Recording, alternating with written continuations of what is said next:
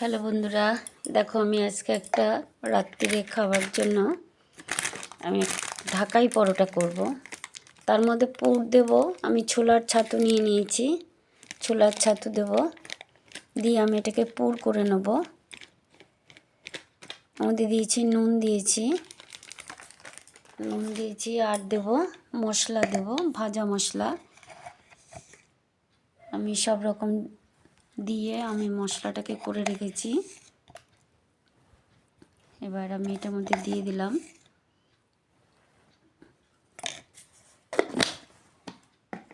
দিয়ে আমি মশলাটাকে ভালো করে ছাতুর সাথে মিশিয়ে নেব।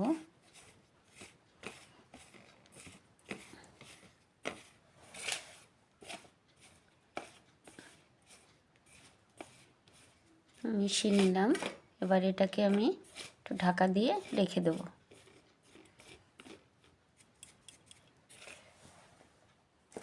দিয়ে আমি এটার মধ্যে ময়দা নিয়ে নেব। আমি মধ্যে নুন আর চিনি নিয়ে নিয়েছি। আমি একটু ময়দা নিয়ে নেব।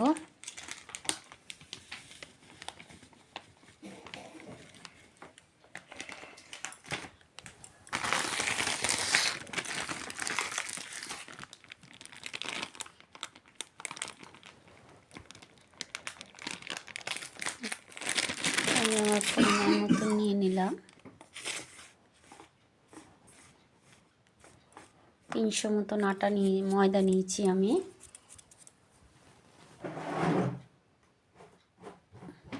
এর মধ্যে আমি দিয়ে দেবো সাদা তেল, ময়াম হিসেবে সাদা তেল দিয়ে দেবো।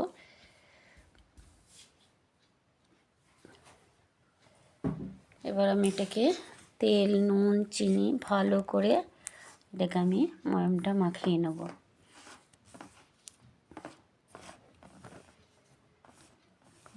যতক্ষণ না ময়ামটা ভালো মতন মেখে দলা হয়ে যাচ্ছে ততক্ষণ আমি মেখে নেব। এখন আমি অল্প অল্প জল দিয়ে ময়দাটাকে মেখে নেব। একবারে বেশি জল দেব না, তাহলে নরম হয়ে যাবে।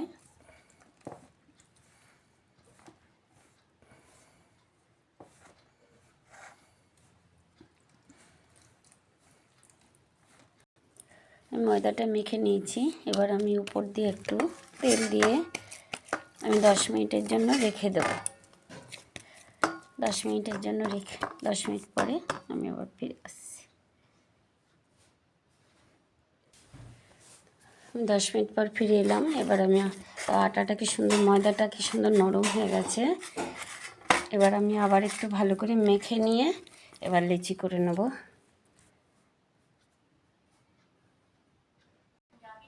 আমার লেচি কাটা হয়ে গেছে। এবার আমি ছোট ছোট করে বেলে নিয়ে, মানে বাটির মতন করে নিয়ে পুর ভরবো। দেখতে থাকো। আমি এখন এরকম ছোট ছোট করে বেলে নিয়েছি, নিয়ে তারপর এখন আমি এর মধ্যে পুর ভরে নিচ্ছি।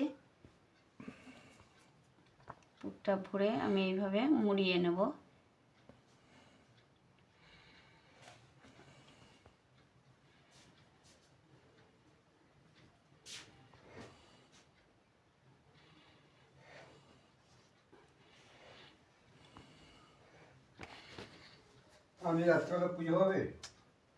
আমি এরকম সবগুলো এরকম করে নেব। করে নেওয়ার পরে তারপরে আমি বেলে নেব।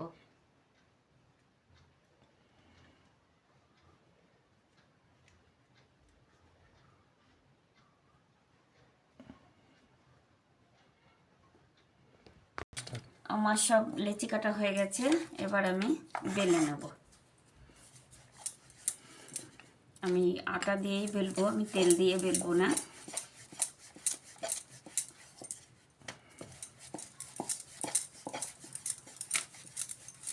ঢাকাই পরোটা যাতে একটু বড় হবে, খুব সামান্য আটা দিয়ে দিয়ে বেলতে হবে। খুব বুঝে বেলতে হবে, বেশি চাপ দিলে হবে না, ফেটে বেরিয়ে যাবে তাহলে ভিতরের পুরটা। আমি এরকম করে করে সবগুলো বেলে নেব।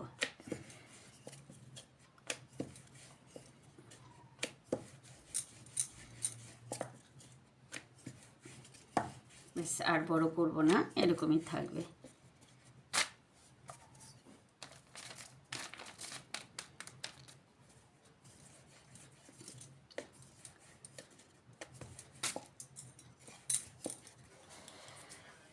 আমার সব বেলা হয়ে গেছে, আমি বেলে নিয়ে এসেছি। এবার আমি কড়াইতে তেল বসিয়ে দিয়েছি। তেলটা গরম হলে একটু বেশি করে তেল দিয়েছি, যেহেতু ছাকা তেলে ভাজতে হবে, তাই জন্য আমি বেশি করে একটু তেল দিয়েছি। এবার আমি একে একে তেলটা গরম হয়ে গেছে, এবার আমি ছেড়ে দেবো একটা একটা করে।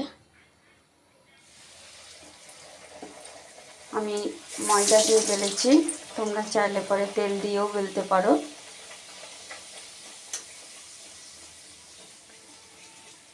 এটা ঘুগনি দিয়ে, মাংস কষা দিয়ে খেতে খুব ভালো লাগে।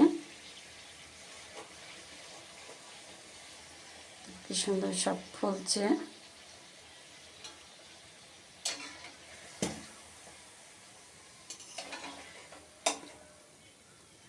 তেলটা ঠিক মতন গরম হলে খুব সুন্দর ফুলবে।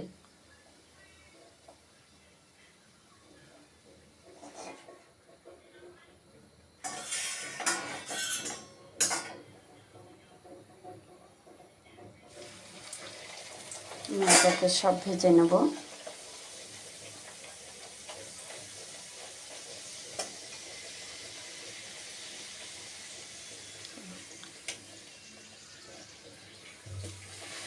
গ্যাসটা বাড়ানোই থাকবে, গ্যাসটা কমালে হবে না।